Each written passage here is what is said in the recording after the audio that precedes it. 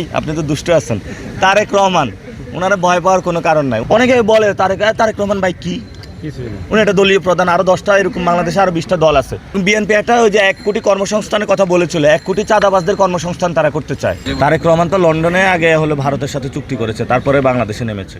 আর আরেকজন আছে না বাংলাদেশে এসেছে, এই যে কাগজে বাঘ, বেলুন ফুস করে ফুটা হয়ে যাবে, নাম জানেন আপনারা? এই আপনি তো দুষ্ট আছেন।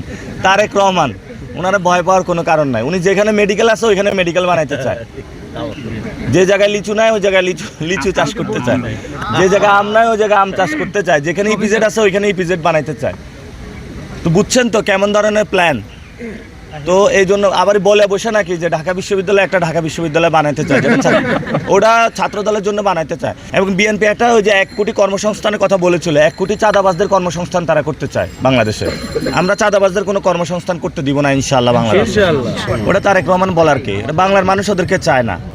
আওয়ামী লীগ একটি খুনি সংগঠন, এটা ভারতীয় সংগঠন। তারেক রহমান কি ভারতীয় সংগঠনকে বাংলাদেশে ঢুকাতে চায়? উনি চাইলেও তো এটা পারবে না, ওনার রাজনীতি গনকেস হয়ে যাবে। অনেকে বলে তারেক রহমান ভাই কি, উনি একটা দলীয় প্রধান, আরো 10টা এরকম বাংলাদেশে আরো 20টা দল আছে, 53টা দল আছে, 53টা দলীয় প্রধান আছে। এখন কেউ যদি বলে যে বিএনপি বেগম খালেদা জিয়া পর্যন্ত ছিল, ওই বিএনপি এখন আর নাই। এটা শহীদ জিয়া রহমানের বিএনপি ছিল। বিএনপি ভারত আওয়ামী লীগ মিলেমিশে একাকার। এটা কিন্তু আমি বলতেছি, বিএনপি ভারত আওয়ামী লীগ মিলেমিশে একাকার। তারা বাংলাদেশে বড় ধরনের কোনো প্ল্যান করতেছে, কিন্তু আমাদের আধিপত্যবাদ এবং ফেসিবাদের বিরুদ্ধে লড়াইটা চলবে। সে ওনারা যদি জায়গাটা দেখেন, তারেক রহমান যখন বাংলাদেশে এসেছেন উনি অনেকগুলো পরিবর্তন করতে পারতেন। ওনারাই তো সংস্কার কার্যক্রমে বাধা দেওয়ার কারণে নারীরা নির্বাচন করতে পারলো না। আপনারা দেখেন না যে 100 সিটেতে নারীদের নির্বাচন করার কথা ছিল, সে জিনিসটা হলো না।